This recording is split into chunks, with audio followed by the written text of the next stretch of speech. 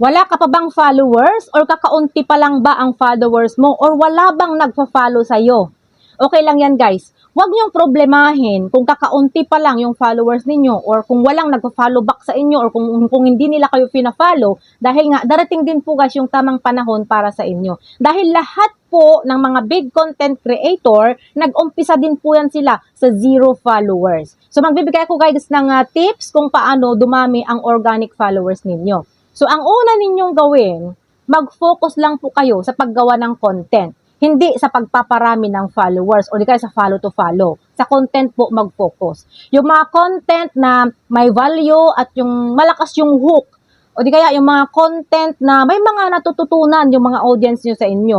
Yung mga content na alam mong makaka-relate yung mga audience mo sa'yo. Dahil kapag nagustuhan nila guys yung mga content ninyo or may natututunan sila doon sa video ninyo, sila na po ang kusang magpa-follow sa inyo. Mga tamang tao na po yung kusang lalapit sa inyo para sundan ka or para i-follow ka. Yun na yung tinatawag nating organic followers. Kaya imbes guys na imbes na mag-focus kayo sa follow to follow or bakas dito, bakas doon, mas maganda kung mag-focus ka sa paggawa ng content.